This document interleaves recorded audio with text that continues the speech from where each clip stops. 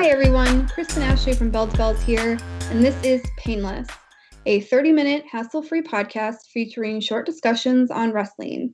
Each podcast I'll have one guest on to talk about one topic. Today, I have with me the incomparable JPQ, one of my good friends and one of the biggest women's wrestling advocates I personally know. How are you today, JPQ?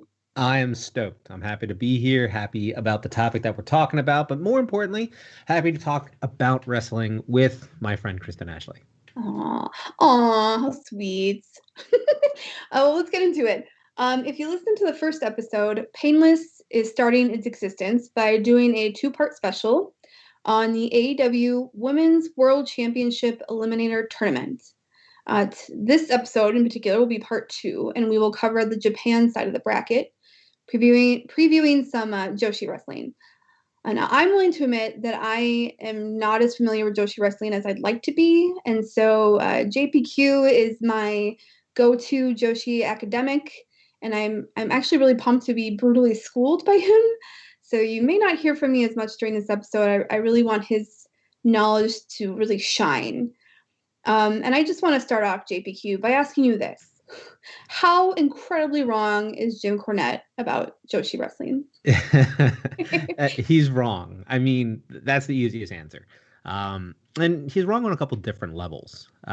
He's a historian of what quote unquote wrestling used to be, right? Mm-hmm. And Joshi wrestling kind of falls more in line with his perception of what wrestling should be than, what it is today. Right, and all his nonsense that he has with the issues that he has with today's wrestling. Sure, there's goofiness and comedic matches in Joshi, but fundamentals are always at the forefront of any Joshi match. Right, classic in-ring storytelling. Does this match make sense?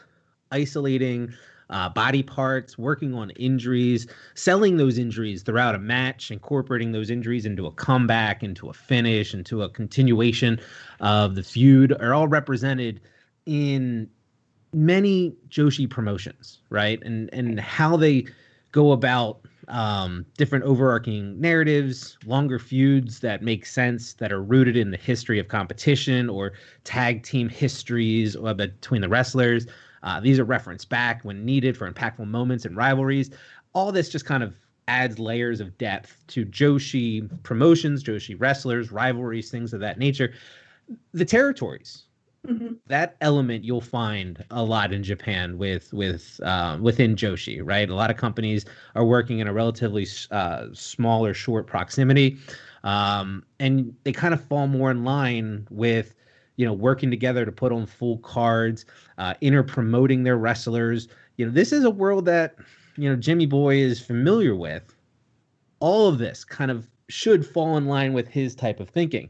So for him to come out and kind of make the comments he did and then kind of generalize the fan base as, more of a fetishism is just kind of not just a lazy, ignorant statement, but it's racist, sexist as well, which isn't, too far from what we come to expect from that guy. But it's just a shame because there's more layers to how Joshi lines up with his quote unquote type of wrestling. Mm-hmm. But because it wouldn't make him money, it's not important. And that's a bummer. Right. And I think, there's a reason why they call him old school and he's so stuck in the past. And for anything to have any growth at all, it needs to progress. There needs to be some sort of evolution, so to speak. And so I think, my personal opinion, that the fact that this tournament has now this Japanese side of the bracket, it's so important for the growth of women's wrestling. Would you agree? Why do you think it's so important that this Japanese side of the bracket exists? Well, I think I look at it from two different sides. One, from just the history of Joshi. There's a lot going back from the 80s with All Japan Wrestling, AJW, and then coming through to what the current Joshi scene is, and more of these little promotions all kind of making up and finding their piece of the pie. There's a tremendous amount of history, of fundamentals, of innovative wrestling that we just haven't seen yet in the West, but they've been doing for a very long time in the East. And so for that to be able to be broadcasted on a platform like AEW's YouTube channel, right? That's a win for all wrestling fans. That's a win for fans of women's wrestling, because you're going to see something that's different than what you're accustomed to seeing in a conventional sense of growing up with in the Western market, right? It's not just Riho's quick, fast, high speed combination type of winning combinations. There's strong style. There's just the difference between like a senpai kohai relationship and them potentially matching up. There's a lot of depth in the stories that you're telling on that side that should really educate a lot of the the Western fans on what's happening over in Japan right now. From an AEW side, I think this is probably the first tangible step that I've seen them towards any type of commitment to changing the world and outlook on women's wrestling. Yes. I've been a critic of AEW for some time. I wanted them to be bold, right? I wanted 50% airtime committed to women. I wanted heavy investment in multiple storylines and multiple characters. I wanted a women's tag division that had some type of feel and direction to it. And that never really formulated the way I kind of hoped. And overall, it's kind of just been this justification and slow moving, and we all kind of see where things are headed. And, we're starting to see things come to fruition, right? I'm hoping we're kind of coming out of the dark a little bit here. I really like the amount of women's training we're seeing out of QT and Dustin in this kind of mini dojo type of setting right now, to get some TV experience on AEW Dark for some of these rookie talent or green talent. Being able to utilize the Japanese wrestlers they've signed and the partnerships with these Japanese promotions in a bracket format, like they're doing with the tournament, I think is smart, right? Allowing Hikaru to go back to Japan to help produce these matches, to help the overall quality, and then kind of bring in a little bit more of the Western flair, I think is smart too. So on both sides, I think it's good for people that want to learn more about Joshi or just exemplifying what Joshi wrestling can be. And then from the AEW side, all right, you're trying to show me something a little bit more than what you have been. I'm listening. I hope you execute the way I hope you, in a positive manner. Well, and, AEW has released the full bracket for the tournament, with the announcement that the Japanese side of the bracket will start this coming Monday. So I think when this airs, it'll be like today on YouTube. And so we can discuss the matches one by one. And I think this is a prime example of what you're talking about, because not only is it Joshi wrestling, which most fans are not familiar with, but these are like freelance women, or they're not like from Stardom, which most people, when they equate Joshi wrestling with a promotion at Stardom. So it's some newer names, and then also some names that are coming back. AEW signee Yuka Sakazaki returns to face the Gato Move Pro regular Mei Saruga. So JPQ, what are your first thoughts on this match, and who do you see moving forward? My initial thoughts is I love this match. Yeah. This is a final quality type of match. Yuka Sakazaki, Tokyo Joe Pro Wrestling's ace, right? Mei Saruga, Gato Move, Choco Pro's ace. They're both fun. They're both comedic. They have comedic stylings. They have comedic timing. Their foundation and fundamentals is super, super strong. They can both play to the crowd, and they have this whimsy to them that's just absolutely fantastic. You don't see a lot of the face versus heel dynamics in Joshi so much, but this is ace versus ace. This is number one in TJPW versus number one in Gato Move Choco Pro, and this is the first round. This is huge, right? Yuka's coming off a fantastic Princess of Princess title run in TJPW with arguably probably the best women's match of the year last year at Wrestle Princess against her tag team partner Mizuki. She's cheeky, she's funny, she's acrobatic, she's highly engaging.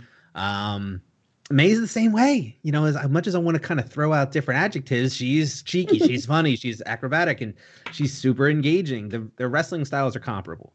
And their personalities, where infectious, are different. And you're going to see that in this match, I think, more so than the difference in wrestling styles. I expect high speed, athletic, back and forth, with some, humorous movements moved in to kind of bring a smile to your face. I have Yuka Sakazaki moving on, but Mei will make the bigger impact in this match. Yeah, and I mean, so all of these matches have had women who have worked in some fashion for AEW before. And so my gut reaction is like, okay, well, they're all those women are going to move forward. Now I hope they pull some surprises because they easily could. Not many of them are actually signed with the company, so they could make some surprises.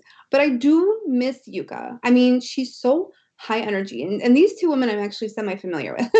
But Yuka is they're both high energy. You're correct. But Yuka always brought like a smile to my face whenever she would appear.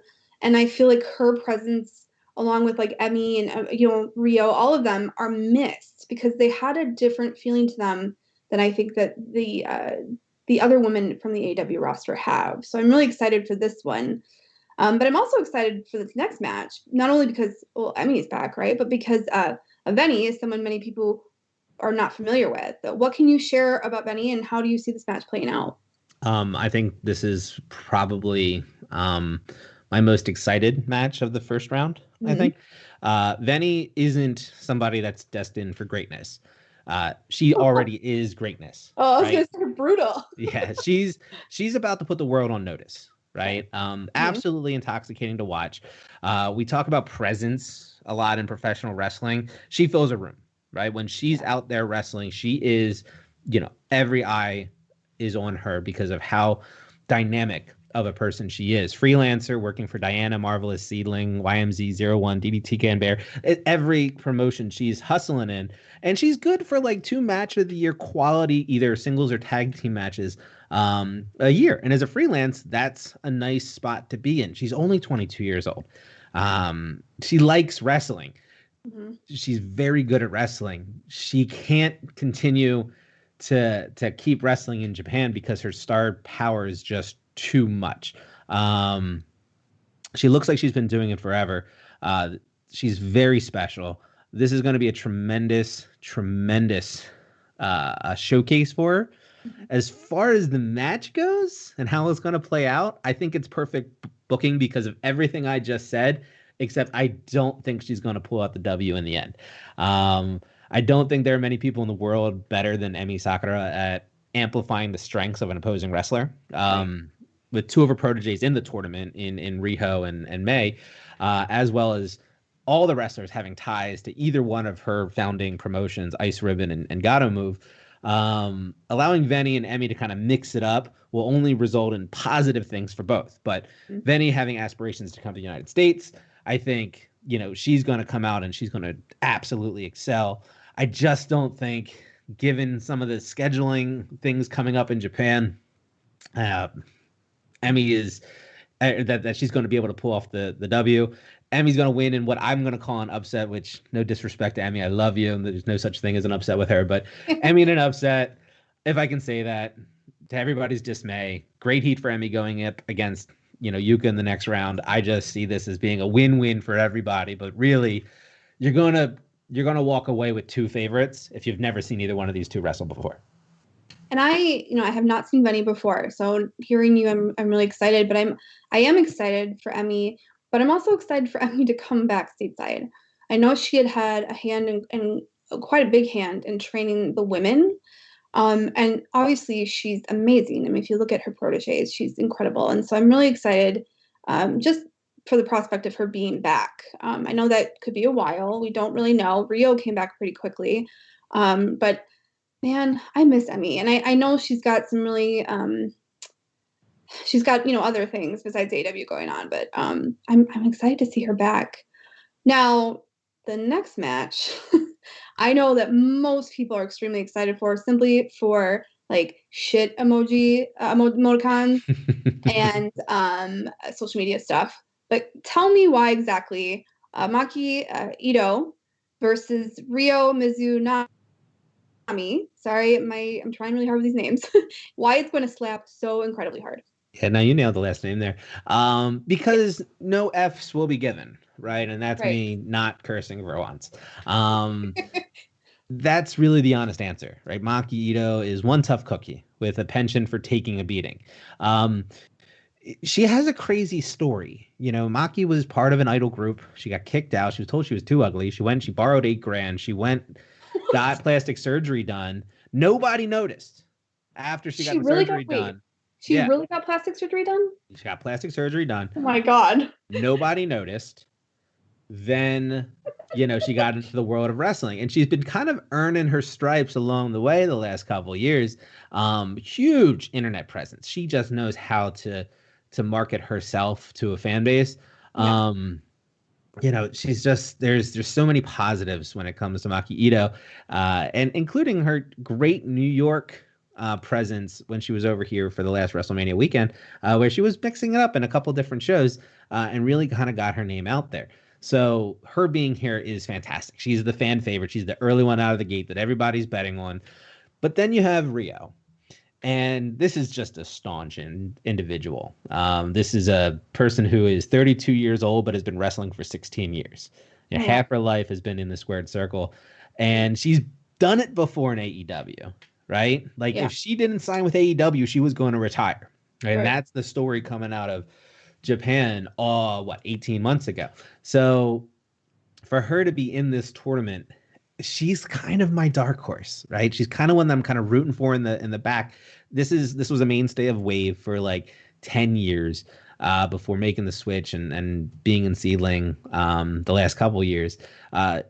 She's a great test of strength, right? She's a brute. She's boorish by nature when she's in that ring. She reminds me a little bit of the AJW type of stiffness, right? She'll get on there and she'll mix it up a little bit. And with somebody like Maki who just can take a beating, we're going to see something special. We're going to have to pick between the two. It's so hard because I've been going against May, which is everybody's fan favorite. And I've been going against Venny, which is everybody's fan favorite. And then you get to Maki Ito and it's like, Yeah. JPQ, can you really pick against Maki Ito? And I will tell you, yes, I can, right? And I'm going to. It's going to be Rio Mizunami moving on to the next round. I think once this juggernaut gets started, she can't be stopped, and it's a crash course in the next round for her and the eventual winner of the next round, or of the next match.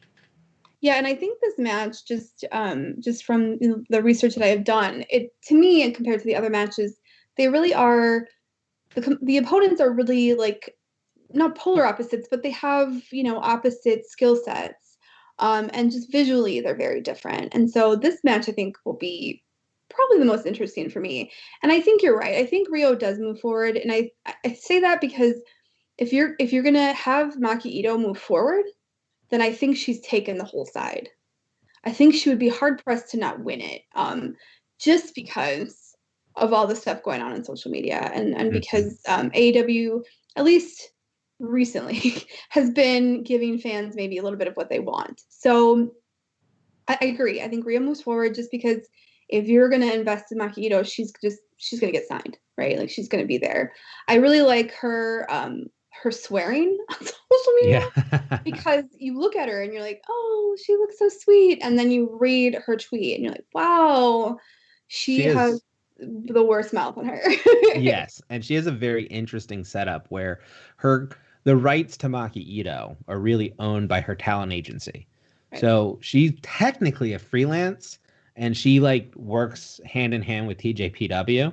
But even if like AEW wanted to come out and like sign Maki Ito, my understanding is that they would actually have to buy her contract out from the talent agency to be able to get her Uh, overseas, which adds a little bit to this. mm, There's some backdoor dealings as well that you have to kind of play into if you want your favorite to get over full time into AEW. right. Right. Okay. So then the final match is, well, I mean, 34-year veteran Aja Mm-hmm. Kong is going to face Rin Kadokura. Now, so she's also fantastic, right? But she's also not widely known. I Yeah, mean, it seems like this would be a slam dunk for Aja. Would you agree? it feels that way, Yeah. right? And look, and I'm all Aja everything, right? Yeah. From AJW to Joshi Grandma now, who bakes cookies for the rookies when she comes in Yes. for freelance work. Aja is the embodiment of Joshi, in my opinion, right? Started when she was like 16 years old, came up with Bull, was the champion through the Big Egg Joshi show. She won the tournament there. Absolutely incredible champion. Whole history, death match, everything in the back end of her career, and she's still going now. I love promoter, right? She owned part of Aragon with um, Rossi back in the day. So she's done it all. Nothing more for her to do except come back to the West, right? So you have Yep. this little intrigue with her because she's only ever come over in the mid 90s with WWE. And so, you would sit here and you would say it's a slam dunk. But I love Rin. This is this is a trainee of Chigusa Nagayo. And if you a trainee of Chigusa Nagayo, you have a chance in every match, right? And she's probably one of the better work rate wrestlers in the field. She Yeah. she can go 20 minutes strong style and still be ready to tag with her tag team partner Takumi Iroha, the champion over in Marvelous. They're known as Nutra in the main event, and still be impressive. Right, her Right. conditioning is out of bounds. So somebody that needs to run away from Aja Kong for in a lot of time before she tires out and can get her offense in. Right. Rin Katakura is the one to do that. Can she overcome this power and prowess of a living goat like Aja Kong? That's it's a tough one for me. It's a 50-50 split down the middle. You got to lean some way. So I got to show respect to Aja. I got to pick her with the W. Fun fact, though, just Hmm. because, again, you have to keep everything in the back of your mind. Yeah. Rin Katakura dormed with Nyla at the Marvelous Dojo back when Nyla was touring Japan. So there is a history with Rin and some of the wrestlers over in the AEW roster right now, or in the AEW women's locker room right now. She's another dark horse, Right. coming out of nowhere. So, but I'm gonna because Rio's moving on in the match before, I gotta see, the big brute match in the semis. I gotta go with Aja Kong. And I think we're all hoping, right? Those of us who have watched at least some Joshi are familiar with it or want to be familiar with it. I think the end goal for us is that some of these women really get signed, right? Because I mean, there's a reason why they picked the women they did. And so the goal for me is that they have this really good showing and that Tony Khan is like, let's do some signings. And I think if there's a match that's going to produce somebody, it's going to be this one. It's going to be Rin because Aja Kong is a veteran and she is a beast and she's still going. But I like, in WWE or other, promotions, they sort of pass the torch. I think this would be a really good match to pass the torch, to spotlight Rin, to let her shine a little bit. And it could be said that oh, she's got 34 years. It could be said, well, yeah, she's got 34 years, right? I mean, my gut Right? tells me Aja Kong she's gonna go over, but And, she's not gonna be younger either, right? and it's a hard 34 years. I mean, Yeah, make no exactly. mistake about it. She was stabbing and being stabbed back in like 92. Like she's got tread on those tires, or there's very little tread left on those tires for sure. Right. Okay, so let's do some predictions. Mhm. Who are your predictions for like the semifinalists? Who are the two on the side that you would like to see go against each other? Right. So in the semis, I said that I was going to have Yuka versus Emi and Rio versus Aja Kong. Given those two matchups, I am still a big proponent of the Magical Girl, and I always have been. Yeah. And I think that there's a lot of versatility that she brings to the AEW women's roster as a whole. She can do the comedy, she can have 5-star quality matches, she can work the hard cam, she can do storylines. She knows enough English and a good amount of English to be able to play into storylines on a more character level, and I just think that there's a lot there, and because of that, I think we're gonna see her move on from Emmy, knowing that Emmy's got Choco Pro in the background, right? She's Right. helping to bring these people over, and I wouldn't be surprised if we see people begin to come over Uh, back to Choco Pro, got to move from AEW. So I think that there might be a little bit of an excursion pathway for a couple okay. different people, both AEW and maybe even Impact, if that whole thing is forbidden doors open to everybody. Yeah. So we could see something along those lines.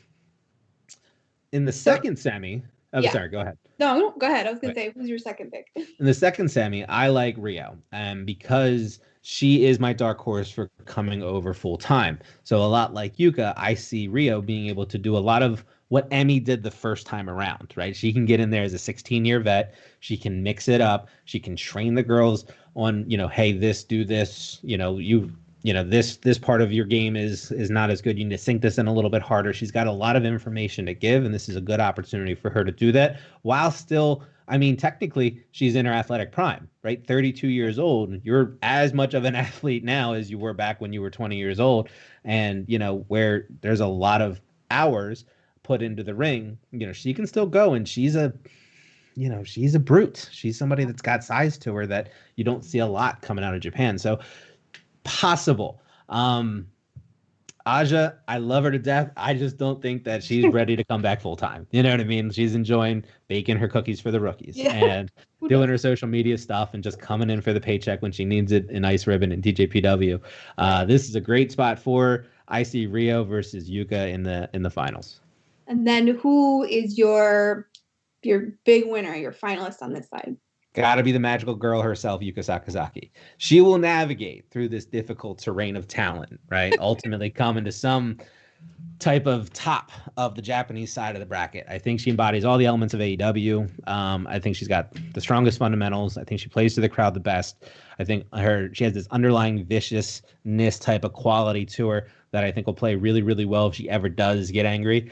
And she has a nice balance of that fun humor mixed with this crazy power arsenal that can just be absolutely fantastic for the women working in AEW in America. And it's a great skill set that probably was going to be showed before COVID. Right. And now we have the opportunity to finally show it. And I think she's one of the easiest to transition the two fan groups. I think you're right. She's got it all. She would be my pick too. In the last Painless episode, me and Warren talked about, personalities versus like skill. And it seems like, they all have skill and they all have personalities, the women's division of AEW, but it seems like there's focus on one or the other most of the time. Whereas Yuka has all of it. And so I'm really excited. I think she's got the shot of energy that the women's division needs. And I've seen her play heel too. She's done some really cool stuff with Eve. I've seen her do different stuff. And so I'm really excited to see her again. I do think she's going to move forward. I'm going to put you a little bit on the spot here since we have a couple minutes left. If you could have chosen one Joshi wrestler who wasn't invited to the bracket, who would you choose to be in the bracket? That is a good question. Yeah, that is a great question. I'm sorry, I put you totally on. No, I'm totally cool with it. I'm just trying to think of, because I got my favorites, right? Like Mayu Iwatani is a great one, and there's a couple from Stardom that would make a lot of sense, right? But you talk that 5-tool player. It's really kind of thinking like, what does AEW need more than who would I like to see go over, right? Yeah. And if I'm gonna go that route, I think I have to go with Ice Ribbon, because Ice Ribbon has some of the best technical wrestling in Joshi, in my opinion, and they have some of these crazy stars. And I love Maya Yukihi with a passion, and I think she would do absolutely fantastic. But there's this 19-year-old Suzu Suzuki who just lost the championship in Ice Ribbon. Spoilers. And she is somebody that we talk prodigy, what Io was coming up through the ranks on the Joshi side, and you kind of knew that she was going to be the next generational talent. Suzu Suzuki is that generational talent. She was able to carry Ice Ribbon through a pandemic at 18, 19 years old with the championship around her waist, and her influence to get into wrestling was death matches. So where she certainly can do death matches, she's just got this brute force to her, and every time she comes to the ring, she's adding offense to her arsenal. She's doing a completely different style and a completely different set of moves than she did in the match prior, and that is crazy that you're watching her build her book, but she's already the top of the class in Ice Ribbon. So and you got Tsukasa Fujimoto out there, you got Maya Yukihi out there, like you have wrestlers of prominence in Ice Ribbon. So for her to kind of be pushing the limits of what you can and can't do, she would be absolutely fantastic to have in AEW. Still on the young side, obviously, but that would be somebody to watch out for in the next couple of years. Well, and you know your Joshi, so then all these listeners who are listening right now, Google look her up. Suzuki. Yeah. Yes, knows what he's doing. Go watch the matches. Watch all the Joshi wrestling you can. Yes. All right, so JPQ, I think I can speak for fans of Joshi wrestling when I say that this tournament could be a monumental moment for exposure and for wrestling in general. Thank you so much for acting as our Joshi teacher. This wrestling community is incredibly lucky to have someone like you who is so willing to share that knowledge and really gets excited about it. Before we wrap it up, where can the people find you? You can find me on Twitter at Big Paws on a Pup, with daily musings and random bants, as they say. Other than that, I'm retired, so I don't do too So much, but I pop up every once in a while, doing random things for random people. But you'll most consistently you'll find me at Red Leaf Retrocast, on their Patreon, doing monthly top lists and Friday night heats with Omega, where we go through K-pop top tens every Friday. Just fun stuff. So yeah, if you got a vibe for that, feel free to head over to RLR and check out what we're doing. JPQ is the busiest retired person I know, I think. Yes. Just because he has so much knowledge, he just has to share it. As always, you can find me on Twitter at Kristen Ashly, and be sure to follow Bell to Bells on Twitter as well. Visit belltobells.com for all your women's wrestling news, and then subscribe to our YouTube channel for more interviews and new episodes of Painless. Stay safe. Until next time.